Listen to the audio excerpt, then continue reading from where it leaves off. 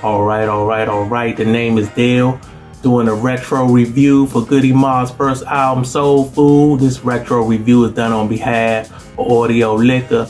Alright, I first became aware of the Goodie Mob on Outkast's first album, Southern Listed Player Music. And Goodie Mob consists of 4 members, which are T-Mo, Cool Joe, Big Gip, and CeeLo Green.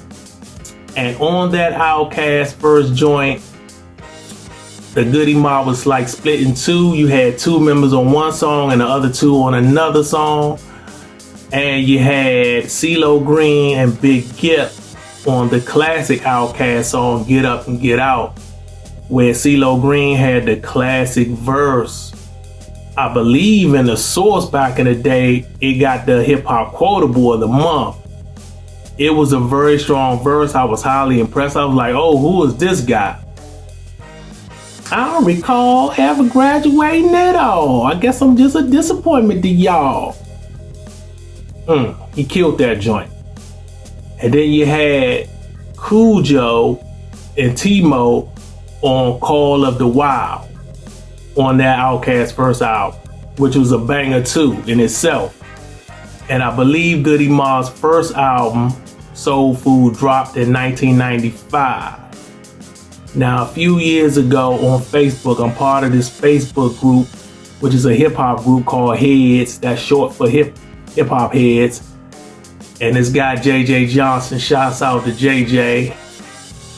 I don't know what was the original post, but he had commented on this post stating that he believed that Goodie Mob's first album, Soul Food, was better than Outkast's A Criminal album. And at first, when I first read that, I was like, oh, this dude tripping. But when I thought about it, I was like, I can understand and I can definitely see his point on why he thinks Soul Food is a better album than A Criminal. Now, I still don't believe that Soul Food is a better album than A Criminal. I still have Criminal, surpassing that. But it's a lot closer than a lot of people would like to admit. The first Goodie Mob album, Soul Food, is a classic. It's a great album. And I think it's very underrated. You rarely hear it talked about when you're talking about like classic hip hop albums or all time great hip hop albums. It's rarely in the conversation or the debate. So that's one of the reasons why I wanted to do a review on it, because I think it's a shame that it's underrated as much as it is. So I'm going to go through most of the songs that are on the Soul Food album, not all in detail. I think it's like 19 tracks total. Now, all of them not full-fledged songs. You got interludes and shit like that.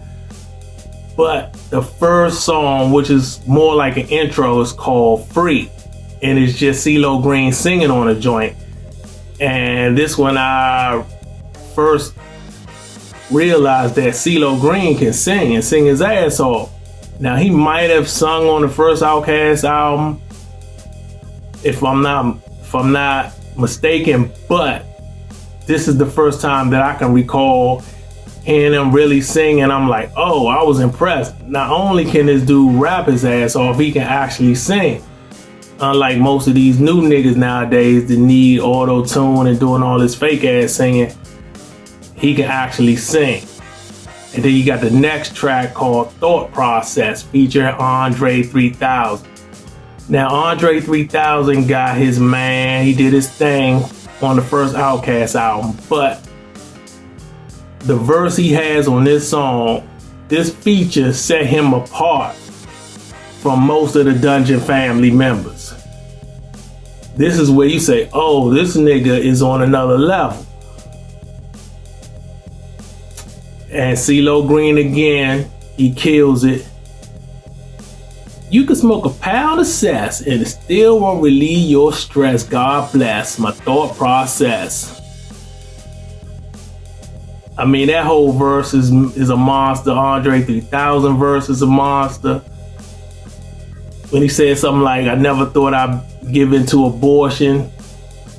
My seat is scorching hot from the Glock that sits under my seat. and it's still fucked up that my own people come to get me. I mean, I can't remember everything verbatim. I'm going off memory, but they got some monster lines. Him and CeeLo Green got some monster lines in that song. And then you got Dirty South, the classic song. They had a video for, I think it was like their second single, if I'm not mistaken. And it's featuring Big Boy and Cool Breeze. Now, this is the first time I ever heard of Cool Breeze, and they really showcase Cool Breeze on the song. It feels like it's his song and it's featuring Big Boy and Goodie Mob. He kills it.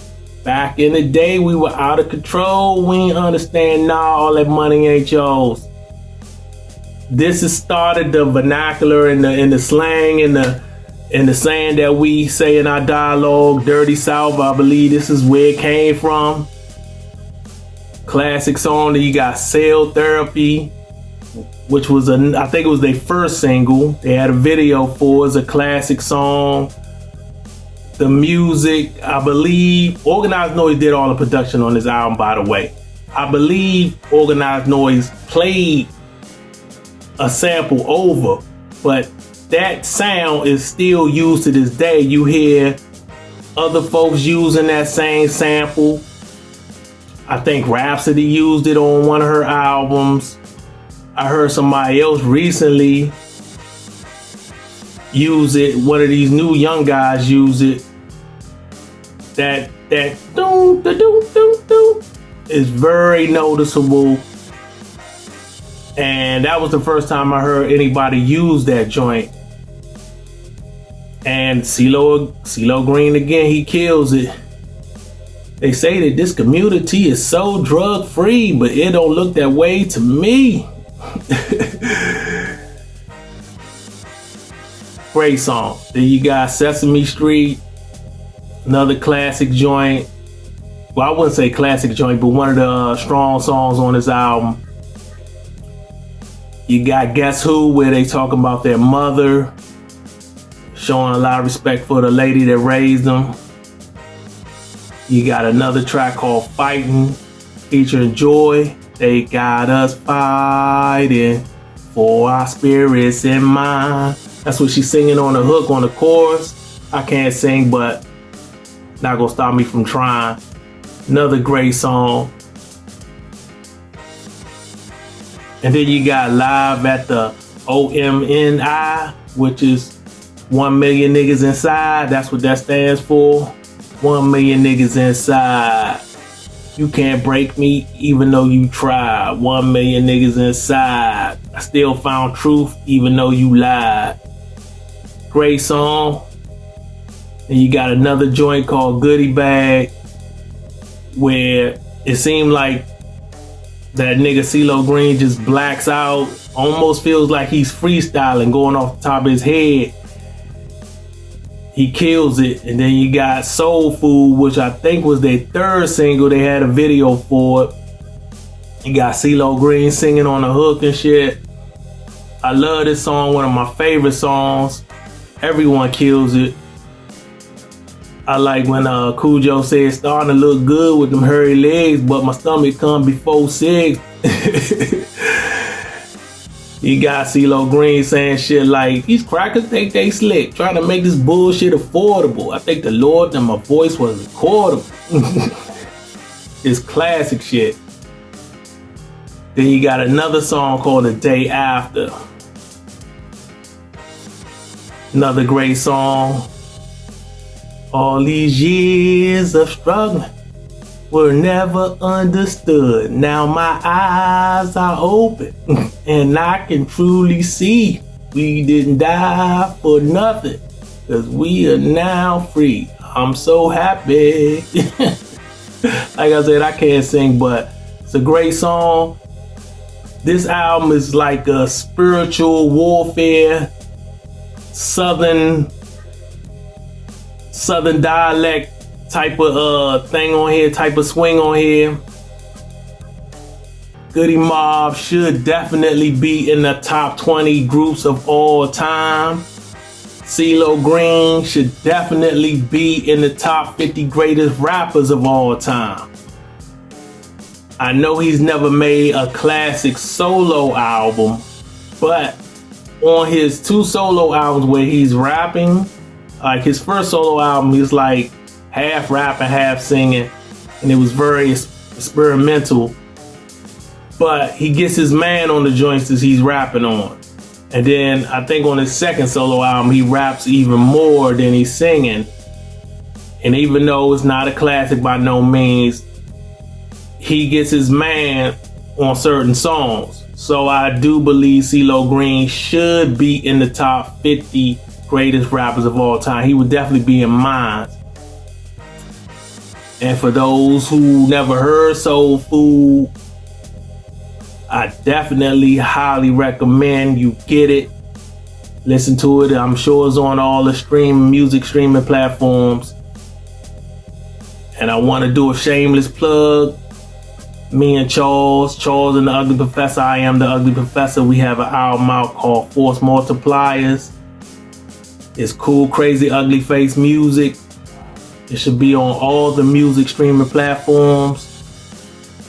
He is the rapper, I am the producer. There you have it, I'm done, I'm finished.